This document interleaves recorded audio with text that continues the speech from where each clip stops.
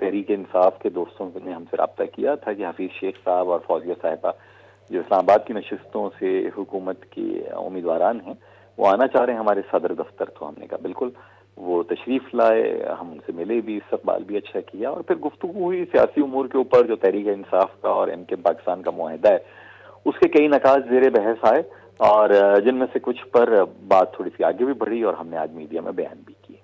اچھا فیصل صاحب، کیونکہ آپ لوگ اتحادی ہیں، ظاہری بات ہے صوبائی حکومت میں بھی اپوزیشن میں آپ بیٹھے ہوئے ہیں تحریک انصاف کے ساتھ، اور وہاں پہ بھی اپوزیشن اگر کمبائن الیکشن لڑتی ہے تو وہ بھی اس کے ڈائنامکس ڈفرینٹ ہیں، اور اسی طرح مرکز میں بھی آپ لوگ وزیر بھی آپ کے ہیں آپ کی جماعت کے، اور ایم کیو ایم بھی اتحادی ہے.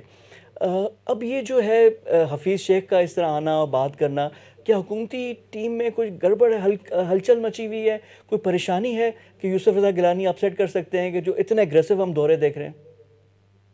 نہیں, مجھے تو کم از کم کوئی ہلچل اور بے چینی تو نظر نہیں آئی, اور میں خود بھی کیونکہ کئی دفعہ انتخابات لڑ چکا ہوں اور لڑوا چکا ہوں تو یہ میرے علم میں ہے کہ امیدواران رابطے کرتے ہیں, اور یہ رابطوں کے سلسلے کی ایک کڑی تھا. یوسف رضا گیلانی صاحب یقیناً قداور شخصیت ہیں, لیکن جہاں حزب اختلاف ایک اتحاد کی شکل میں ووٹ ڈال رہی ہے, وہاں تحریک انصاف کی خواہش بھی یہ ہے کہ حکومتی اتحاد بھی ایک ساتھ آن بلاک ووٹ ڈالے.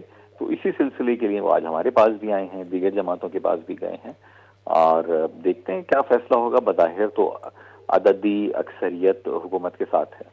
اچھا، لیکن فیصل سفاری صاحب، ماضی میں جو ایم کیو ایم تھی یعنی بڑی آرگنائز ڈسپلن جماعت، اور اس میں اس طرح کی کوئی بات نہیں ہوتی تھی، لیکن پچھلے انتخابات میں جب سینٹ کی بھی بات آئی تو وہاں پہ بھی ایم کیو ایم پاکستان کے کچھ لوگ تھے کہ جنہوں نے پارٹی لائن کے اکراس ووٹ کیے. اب ظاہری بات ہے پیپلز پارٹی زیادہ سیٹیں لے کر چلی گئی، اور اس میں کہہ رہے تھے کہ ایم کیو ایم سے ہمارے تعلقات اچھے ہیں، پرسنل لیول پہ کچھ ممبران نے ووٹ دیے. اسی طرح جو سینٹ میں آپ کے لوگ تھے وہاں پہ بھی پارٹی لائنز کے کراس بھی بات ہوئی. تو یہ انٹرنلی آپ لوگ اس کو دیکھ رہے ہیں، جو پرانی چیز تھی انویسٹیگیٹ ہوئی، کوئی اس میں کوئی نتائج آئے؟ جی, پرانی چیز پہلی بات تو ہم نے بالکل اس کی تفتیش کی تھی, اور میں سمجھتا ہوں کہ جتنے نام ہمارے پاس آ چکے تھے, آ گئے تھے تفتیش کے بعد, ہم نے ان میں سے کسی کو بھی ٹکٹ نہیں دیا, کئی کو اپنی جماعت سے نکال دیا اور وہ مختلف جماعتوں میں چلے گئے. اب یہی ہم کر سکتے ہیں ایک سیاسی جماعت ہونے کے ناطے. یہاں لوگ یہ تو سوال اٹھا رہے ہیں کہ جناب ایم کیو ایم اپنے ایم پی ایس کو کیوں نہیں روک سکی. یقیناً جس آدمی نے بھی اپنا ووٹ بیچا, پارٹی لائن سے ہٹ کر دیا, وہ تو قابل مذمت ہے, وہ شخص بھی اور اس کا عمل بھی, لیکن یہاں ووٹ خریدنے والے کو مذمت کا نشانہ نہیں بنایا جاتا. یہ بڑی عجیب سی بات ہے. صوبہ سندھ میں 2018 میں جو یہاں نمبرز تھے اس کے حساب سے پاکستان پیپلز پارٹی 12 میں سے 7 نشستیں بآسانی حاصل کر سکتی تھی. نتائج آئے تو پاکستان پیپلز پارٹی 12 میں سے 10 نشستیں حاصل کر گئی. اب یہ ایسے کون سے ایم کیو ایم کے ناراض ارکان تھے کہ جنہوں نے پیپلز پارٹی کو ووٹ دے دیا؟ پیپلز پارٹی تو شہری سندھ کو محروم رکھتی ہے. کوئی مجھ سے ناراض بھی تھا تو وہ گھر بیٹھ جاتا, وہ ووٹ نہیں دیتا اگر پاکستان پیپلز اچھا، اس پارٹی کو. دفعہ تو بھی سب کو پتا ہے کہ کھلے بندوں اناؤنسمنٹ خرید و ہوئی ہے. فروخت ہوئی جی ہے. فیصل بھائی صاحب، اس دفعہ بھی اناؤنسمنٹ ہوگی 11 سیٹوں پہ سندھ میں انتخاب ہے، اور پیپلز پارٹی دعویٰ کر رہی ہے کہ 10 سیٹیں ہم لے جائیں گے. نہیں, ان کے نمبرز اگر آپ دیکھ لیجئے تو وہ بآسانی 6 نشستیں لے سکتے ہیں, اور 5 نشستیں جو حزب اختلاف کا اتحاد ہے. اس سے بڑھ کر جو بھی ہوگا وہ دھاندلی ہوگی, ووٹ خریدا جائے گا, اور ووٹ خریدنے سے روکنا چاہیے. الیکشن کمیشن کی ذمہ داری ہے, ٹیکنیکل وجوہات کے پیچھے نہیں چھپنا چاہیے. بڑی جماعت ہے نا پاکستان پیپلز پارٹی, بہت بڑی, اپنے آپ کو جمہوریت کا چیمپئن کہتے ہیں, تو اعلان کر دیں کہ جناب اتنے ہمارے نمبرز ہیں, یہ ہمارے ایم پی ایز ہیں, اور اتنی ہماری سینٹ کی نشستیں بنتی ہیں, اس سے زیادہ ہم نہیں لیں گے. آپ خریدیں گے نہیں تو کوئی بکے گا نہیں. اچھا، حفیظ شیخ پہ کچھ پی ٹی آئی کے لوگوں نے بھی کیا کہ جی ہماری پارٹی کے ممبر نہیں ہیں، ہم نہیں ووٹ دیں گے، اس طرح کی بھی باتیں ہوئی ہیں. ایم کیو ایم کو تو اس طرح کوئی اعتراض نہیں ہے حفیظ شیخ پہ. اور دوسرا اسی سے ریلیٹڈ سوال ہے کہ سندھ میں پی ٹی آئی کے ساتھ آپ کا کیا فارمولہ ہے؟ کیونکہ اپوزیشن اگر کمبائن ہوتی ہے 5 سیٹیں لے سکتی ہے، تو اس میں ایم کیو ایم کتنا حصہ مانگ رہی ہے، اور کون سی سیٹس آپ لوگوں کی وہ گفت و شنید میں طے ہوئی ہیں؟ پہلی بات تو یہ جی, تحریک انصاف کا حق ہے, وہ جس امیدوار کو بھی ٹکٹ دینا چاہیں, انہوں نے مناسب سمجھا حفیظ شیخ صاحب کو الیکشن لڑوانا, تو وہ ان کا حق ہے. ہم نے نہ ان پہ کوئی اعتراض نہیں کیا, کسی بھی تحریک انصاف کے یا کسی اور جماعت کے امیدوار پہ, وہ ان کا حق ہے, وہ کس طرح کے لوگوں کو سینٹ میں لانا چاہتے ہیں. دوسری بات, ایم کیو ایم یا سندھ میں کوئی کسی سے حصہ نہیں مانگ رہی. تحریک انصاف نے ہم سے رابطہ کیا کہ اگر ہم اور آپ اور جی ڈی اے مل کر انتخابات لڑیں تو ہم 5 نشستیں جیت سکتے ہیں، یعنی 3 عمومی نشستیں جنرل سیٹس، ایک ٹیکنوکریٹ کی نشست یا عالم کی اور ایک خاتون کی. تو اس پر پھر ہماری ان سے گفتگو ہوتی رہی اور تقریباً یہ بات طے پا گئی ہے کہ جو ٹیکنوکریٹ یا عالم کی نشست ہے اس کے لیے تحریک انصاف کو اپوزیشن کا اتحاد ووٹ دے گا، اور جو خاتون کی نشست ہے اس پر اپوزیشن اتحاد ایم کیو ایم کی امیدوار کو ووٹ دے گا. چلے خاتون، اور پھر ایک آپ لوگ جنرل میں بھی کوشش کریں گے کہ آپ کا جی کینڈیڈیٹ وہ آ تو جائے. ہمارے 21 ایم پی ایز ہیں. عمومی نشست تو ہم اپنے ووٹوں سے جیت سکتے ہیں تا وقت کہ کوئی ادھر ادھر نہ ہو ناجائز جائے. طریقے سے کمائے گئے پیسے جو ہیں وہ ان کی خزانے کی بوریاں نہ کھول دیں. اچھا فیصل سفاری صاحب، اب آ جاتی ہے پرفارمنس کی بات.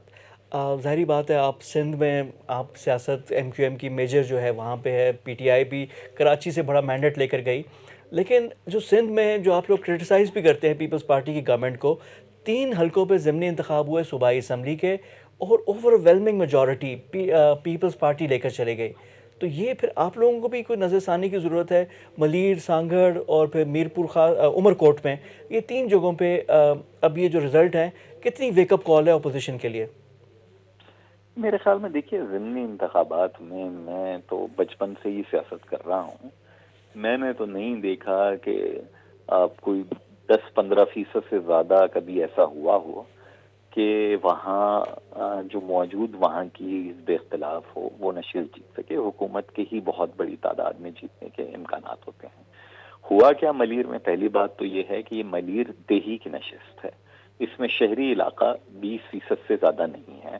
یعنی کراچی کے اگر آپ مردم شماری کے نتائج بھی دیکھیں تو کراچی کو کراچی شہری اور کراچی دیہی میں الگ سے تقسیم کیا گیا ہے. یہ اکثریت اس علاقے کے اوپر الیکشن تھا کہ جو کراچی کے میئر کے انڈر میں بھی نہیں آتا، اس کی ضلع کونسل تھی. اس کی ڈائنامکس مختلف ہیں.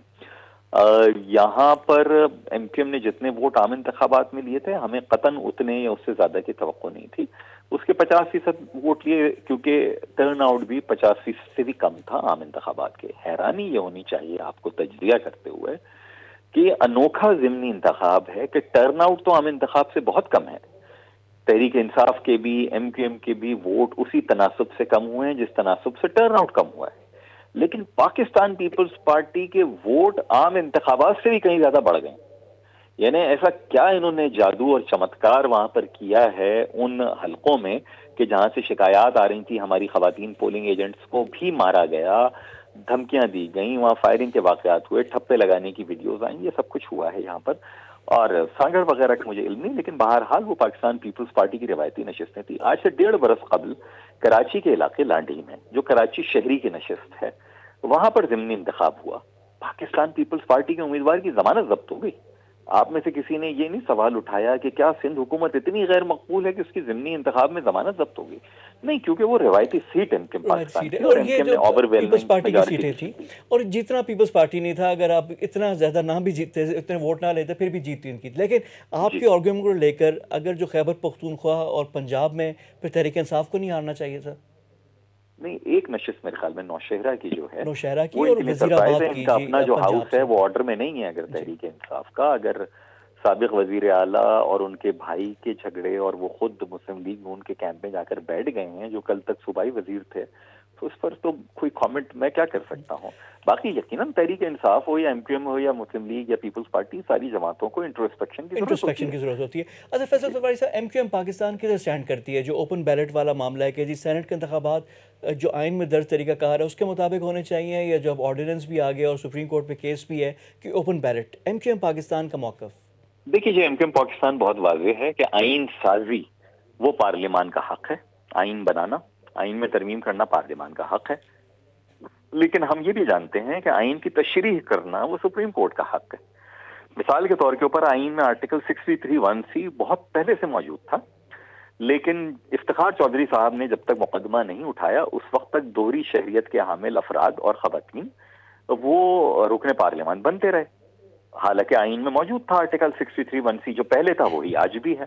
افتخار چودھری صاحب کی سپریم کورٹ نے اس کی تشریح کر دی کہ نہیں، اس کے معنی یہ ہیں، اور یہ لوگ جو کہ دوہری شہریت کے حامل رکن پارلیمان نہیں ہو سکتے، تو وہ نہیں رہے. آج کوئی بھی یعنی نہیں آپ کا بن کیا سکتا. موقف ہے کہ اوپن بیلٹ سے ہونا چاہیے یا سیکریٹ ہی جی چلنا میں عرض چاہیے؟ کر رہا جی ہوں، جناب. تو آئین جہاں یہ کہہ رہا ہے کہ سینٹ کے انتخاب کا بھی طریقہ کار بتاتا ہے اور سب کچھ کہتا ہے، اور سیکریٹ بیلٹ کے اوپر لوگ جو ہے جذباتی ہو رہے ہیں، بہت سارے جمہوریت کے چیمپئنز. میرا ان سے سوال یہ ہے کہ سینکٹٹی آف بیلٹ کے اوپر، ووٹ کے تقدس کے اوپر آپ کی آنکھیں اشکبار کیوں نہیں ہوتی اور آپ کے ماتھے پر شکن کیوں نہیں آتی؟